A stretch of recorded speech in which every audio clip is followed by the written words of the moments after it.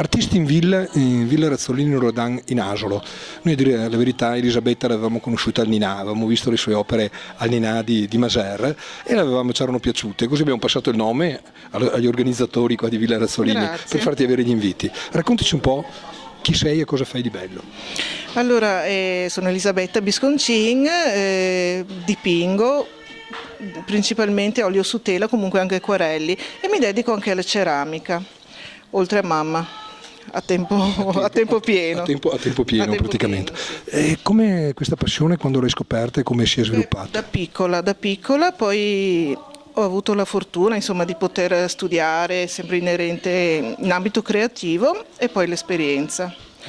Sì, io sono sempre alla ricerca comunque della luce, del colpo di luce, e cerco, studiando anche i cieli, di riproporlo con i miei quadri. Sono paesaggi del nostro territorio questi, quasi tutti. Quasi tutti, sì. Quindi c'è anche una ricerca, diciamo così, del bello locale, diciamo, chiamiamolo così, dai. Sì. Mostre, iniziative per far conoscere la tua arte? Beh, attualmente non ho ancora, no, al momento non ne ho in programma. Sono al Ninà, chi volesse ogni tanto vedere qualche mio lavoro, sono là al Ninà e poi quando capitano queste occasioni, capitano le occasioni, sì, così, partecipo. Per partecipare, così. Sì. Il futuro come lo vedi, il tuo futuro artistico? Beh, fortunatissimo. Naturalmente. Soprattutto in questi tempi bisogna dare sempre un tocco di. Costano tanto le opere, non voglio dire il prezzo, ma costano tanto. No, secondo me accessibili. Quindi anche il comune mortale. Sì, sicuramente. Bene, dai una tua indicazione per rintracciarti, il numero di telefono o le mail. Certo. Allora, oltre il Ninà, che è un bellissimo bar di Maser, il mio numero di telefono è 339 10 38 438 e l'email è .bisconcin@gmail.com. Grazie, speriamo di vederci ancora. Speriamo. Grazie. Allora, siamo ad Artisti in Villa, in quel di Casella d'Asolo, e incontriamo un'azienda estremamente interessante, un'azienda agricola che si chiama Leuganetta e si trova a Teolo, quindi Parco dei Colli Euganei, quindi diciamo così un pezzo di Padova regalata alla provincia, alla Marca Trevigiana. Ecco, questa mattina cosa proponete? Beh, abbiamo 7 tipi di miele che produciamo in una piccola azienda nostra qua nei Colli, Quindi appunto. artigianale, sì. Familiare. Esatto, c'è il tiglio, il millefiori, l'acacia, il ciliegio, il castagno e quest'anno proviamo anche il miele di lavanda che è una novità, sì, perché diciamo ci sono delle casette, delle arnie in un lavandeto che è su Arqua Petrarca. Bellissimo. Esatto. E appunto c'è questa piccola produzione di miele di lavanda. Di miele di lavanda, che è la novità di quest'anno. Diciamo sì, che noi proponiamo quest'anno. Insomma, ecco. Bene, l'azienda vende soprattutto a mercatini, vende direttamente praticamente? Sì, ai mercatini, così diciamo anche sagre, fiere, così. I momenti di incontro, insomma, i momenti di incontro dove... Queste manifestazioni così, queste occasioni così. Insomma. Benissimo. Qualità buona naturalmente. Qualità è ottima, non buona, perché comunque essendo una piccola produzione si guarda molto, esatto, si curano molto quello che sono le api e l'ambiente attorno, appunto si cerca di mettere appunto le cose in posti belli, adeguati anche perché venga fuori un buon prodotto, ecco. Ok, un numero di telefono a cui rivolgersi nel caso i nostri telespettatori fossero diciamo così interessati. Ti ho preso in castagna, va bene, niente. Lo facciamo passare sotto nei titoli dopo, allora, va bene, facciamo così. C'è, benissimo, per cui viene ripreso direttamente e via. Ti ringraziamo e al prossimo appuntamento. Grazie a voi, grazie a voi. Artisti Villa, un'altra occasione di incontro con la Masnada di Pedemonte. Raffaele, super presidente, raccontaci un po' la storia del gruppo. Beh, il nostro gruppo comunque nasce da radici molto lontane dell'89, comunque con un altro nome. E dopo nel 2005 siamo ripartiti come Masnada di Pedemonte e ultimamente abbiamo anche aggiunto Antica Masnada di Pedemonte proprio per dare la possibilità, l'idea che la cosa è molto più antica. Siamo partiti con la storia medievale, in particolare gli Ezzelini. Ci siamo un po' adattati al discorso di Conizza da Romano, dove noi proponiamo sempre qua in Villa Razzolini Loredan in luglio le manifestazioni medievali a tema. Noi c'eravamo.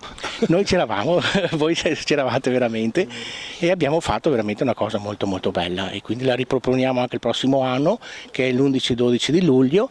Ti siete già pronti per il prossimo anno? Noi siamo già pronti un anno prima a promuovere tutta questa cosa qua molto molto importante, e non solo, perché abbiamo anche altre manifestazioni a tema sempre nel nostro territorio.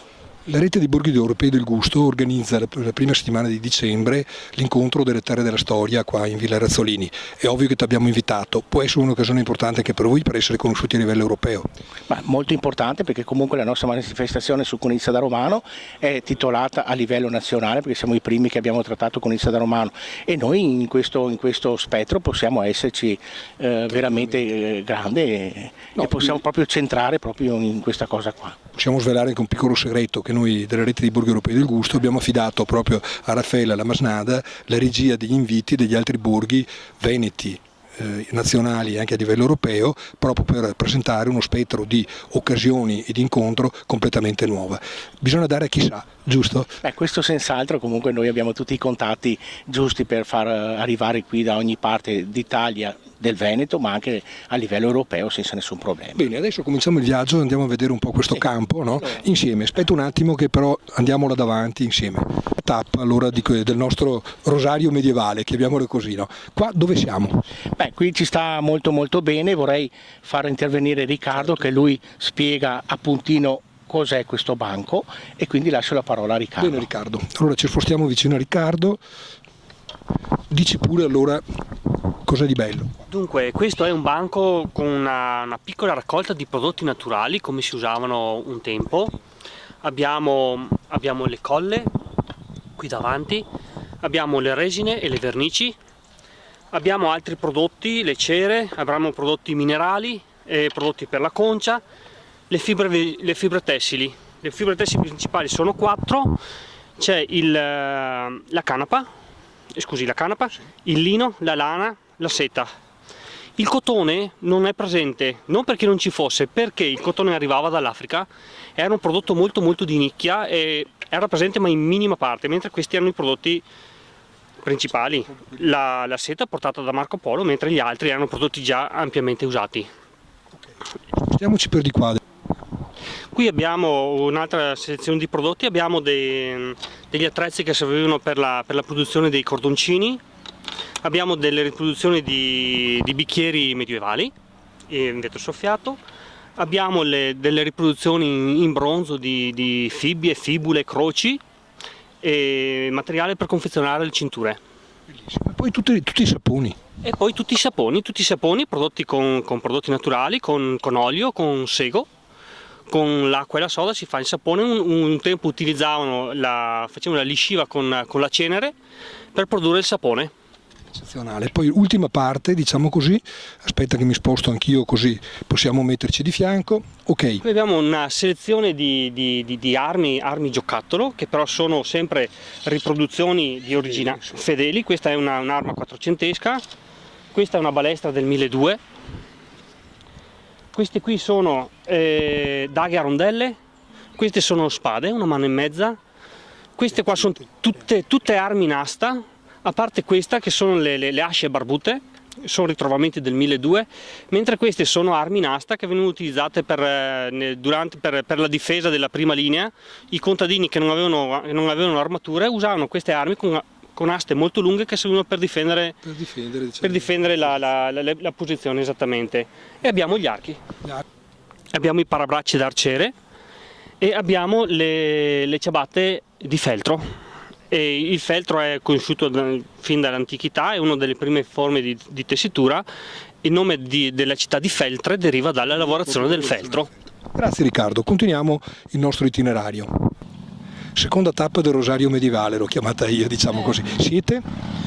Siracusa Antonino. Antonino e? Maria Grazia. Bene, qua cosa troviamo? Abiti storici medievali che vanno dal 1200 al 1300. Quindi abiti di sartoria medievale, fatti da voi? Sì, fatti da me, sì. Proprio.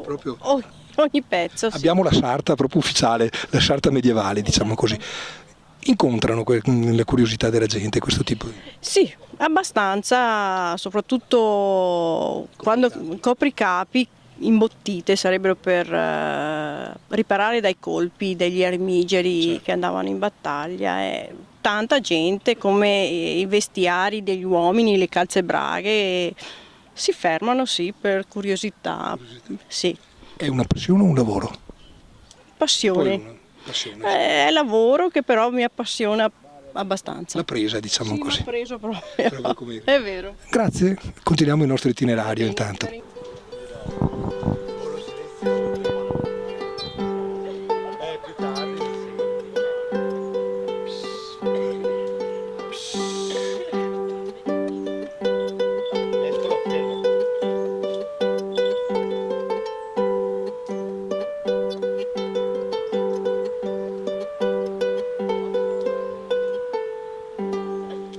Abbiamo trovato anche la colonna sonora per le giornate medievali, abbiamo trovato. Il suo nome?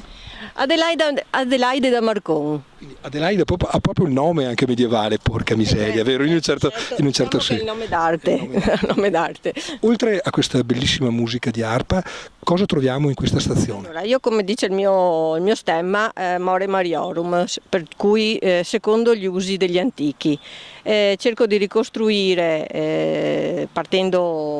cominciato con i giochi medievali, per cui le bambole e i vari personaggi che possono essere sempre legati al Medioevo, oppure lavorazioni tipiche di quell'epoca, particolari, per cui il macramè, il chiacchierino celtico, in modo da riportare un po' tutti questi modi di lavorare anche ai giorni nostri. È una passione o è diventato anche un lavoro?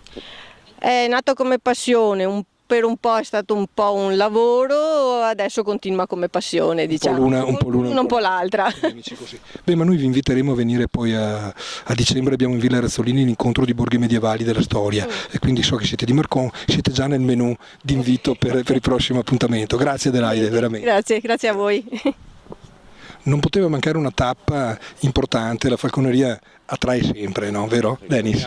La falconeria attrae e comunque la falconeria è caccia, quindi in Italia la conosciamo da Federico II che ha portato un attimino, ha sviluppato la falconeria.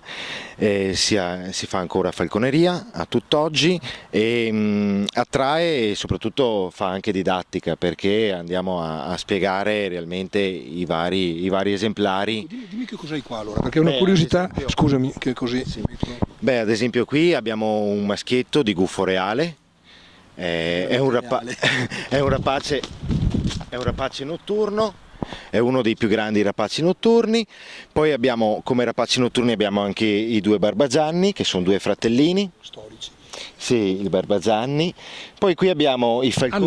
Hanno un'aria più intelligenti dei nostri politici, che sono dei barbagianni, no?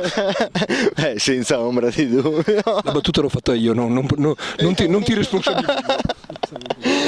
Poi qui abbiamo dei falconi. Certo. Il falcone era il falco nobile, diciamo. Qui ho solo dei lanari, la femmina e il maschio. E poi il piccolino è un gheppio, che è uno dei falchi più comuni delle nostre zone.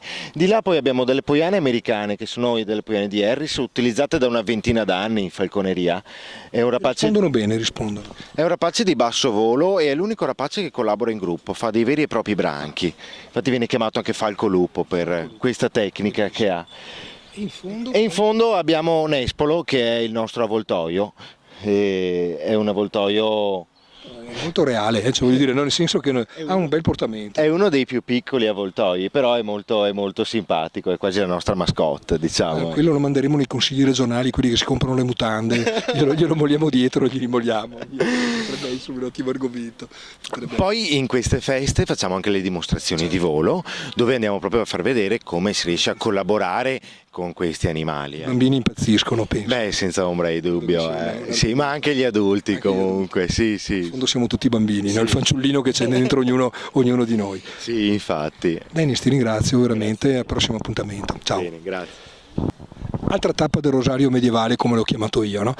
Cosa c'è di bello in questa stazione, tra virgolette? Allora, noi siamo un gruppo facente parte della Proloquio di Resana, qui in vesti medievali, ma in realtà siamo un gruppo fantasy celtico e organizziamo una festa delle fate di Resana al Bosco del Pettirosso. Ho detto a tutti che esistono sul serio, non è vero che non esistono. Esatto, bisogna crederci, così poi alla fine li si vede.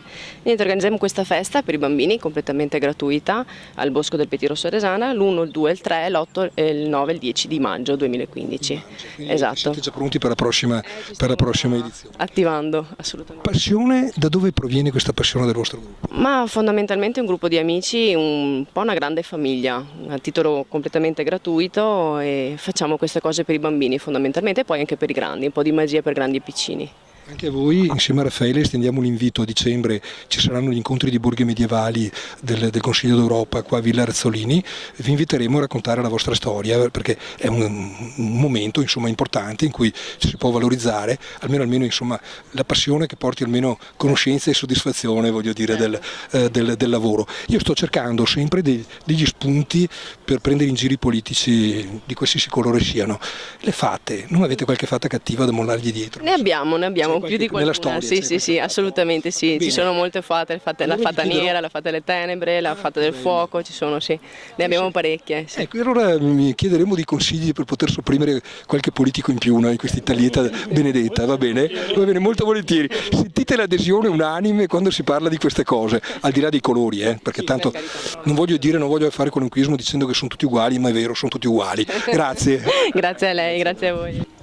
Terminiamo questo splendido itinerario medievale con le armi. Ti chiami? Johnny. Ecco Johnny, vai, allora spiegaci un tantino cosa c'è di bello qua.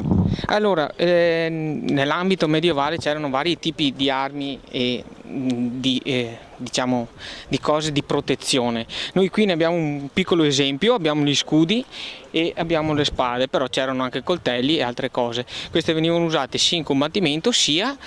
Queste sono proprio vere? Sì, sono riproduzioni e infatti, non so, sono anche pesanti e non è... Aspetta, faccio... Non sono solo per dimostrazione, queste quando battono sui sedili sono per fare, come si chiama? Dimostrazione celtica, medievale e anche celtica, va bene, perché hanno anche entrambe le situazioni. Passione? Passione, sì, passione, voglia di fare, tempo libero, anche perché se vuoi hai un modo intelligente di tempo. È un modo intelligente per occupare il tempo libero e per acculturare anche la gente su quella che è la nostra storia passata. Sì, è vero, infatti così almeno ricordiamo quello che hanno fatto le persone prima di noi per darci quello che abbiamo ora. Benissimo. Allora, con Raffaele soltanto un arrivederci allora al grande incontro dei borghi della storia di dicembre. Io so che vado sul sicuro, nel senso che lavori te e io guardo, quindi meglio di così proprio. Ma penso che sia una cosa veramente giusta, anche perché noi siamo comunque del settore, siamo ancora del 1200, non è che siamo nel 2014, quindi noi sappiamo fare questo qua senza nessun problema. Se ti inventi una macchina, del tempo per trasferire un po' di politici al 1200, no? Durerebbero meno? Sì, sono convinto che hanno poca vita perché sarebbero già tutti quanti estinti comunque.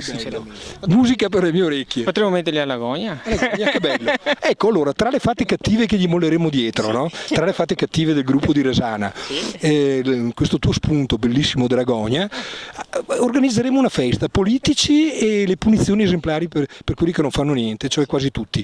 Va bene? Grazie a voi, al prossimo appuntamento. Concludiamo questo giro con la musica. Nome? Mi chiamo Marco Celli, il nome invece del progetto che propongo è Mecnando. Faccio musica scozzese, irlandese, bretone, musica fatta da me, un po' etnica, diciamo, tipo di musica psicoconfusionale, gastrointestinale, surreale. Certo. Quindi uso diversi strumenti, mi autoregistro dal vivo, quindi non ho basi. C'è anche il CD. Sì. Quindi mi registro dal vivo, viene fuori una specie di orchestra etnica, uso anche strumenti fuori ordinanza, tipo... Ho visto che c'è di tutto.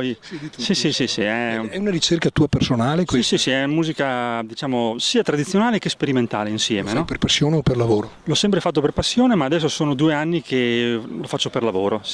Cominci ad avere le soddisfazioni anche professionali, diciamo così, da un'iniziativa, quindi soprattutto feste, incontri come questo, diciamo così, e tanti altri. Questa è la prima edizione, quindi ovviamente non possiamo pretendere che abbia un successo travolgente, però sono tutte occasioni per farsi conoscere. Io più che altro faccio concerti concerti, quindi festival estivi, club, pub, locali. Però spesso ultimamente vado anche per strada in queste sagre e mi piace tantissimo perché stare in strada di fronte alla gente è una meraviglia, è molto bello. Un'esperienza per Sì, sì, sì. un'esperienza. Bene, ti ringraziamo, al prossimo appuntamento. Grazie a voi, Grazie. buon lavoro, arrivederci.